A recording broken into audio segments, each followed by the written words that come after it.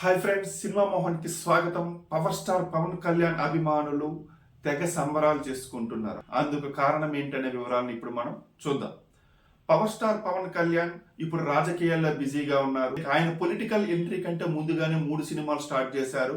అందులో ఒకటి హరిహర వీరమల్లు.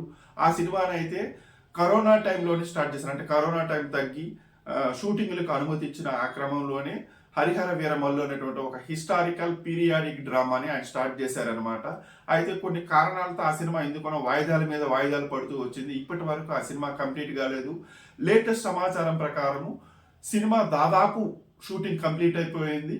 రీసెంట్ గానే పవన్ కళ్యాణ్ తనకు సంబంధించినటువంటి చిత్రీకరణ 8 రోజులు మాత్రమే పెండింగ్ ఉందనేసి అయితే చెప్పారు.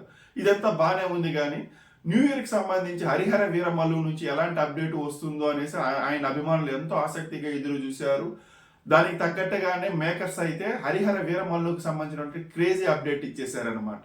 ఇంతకీ ఏంటి అప్డేట్ అంటే, పవర్ స్టార్ పవన్ కళ్యాణ్ గారు హరిహర వీరమల్లు కోసం ఒక సాంగ్ ను తెలుగులో పాడారు. Harihara Veeramallu pan India movie కాబట్టి హరిహర వీరమల్లు సాంగ్ 5 భాషల్లో రిలీజ్ అవుతుంది.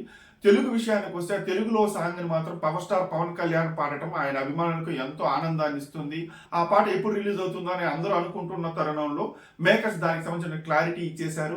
జనవరి 6న ఉదయం 9:04 హరిహర వీరమల్లు నుంచి పవన్ కళ్యాణ్ గారు పాడినటువంటి పాటను రిలీజ్ చేస్తామనేసి మేకర్స్ అయితే ప్రకటించారు.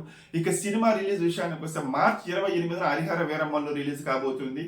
జాగర్లమూడి క్రిష్ ఈ సినిమాని డైరెక్ట్ చేశారు. ఆయనతో పాటు ఇక ఈ లాస్ట్ షెడ్యూల్ అంతా జ్యోతి కృష్ణ గారు డైరెక్ట్ చేస్తూ వస్తున్నారనమాట. సో వాళ్ళిద్దరి పేర్లు మనకు డైరెక్టర్స్ నేమ్స్ లో చూడవచ్చు.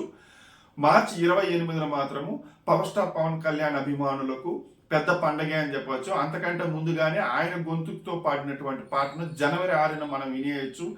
ఇక పవన్ కళ్యాణ్ గారు పాడిన పాట సోషల్ మీడియాలో ఏ రేంజ్ లో హల్చల్ చేస్తుందో మనము జనవరి 6తో చూడొచ్చు.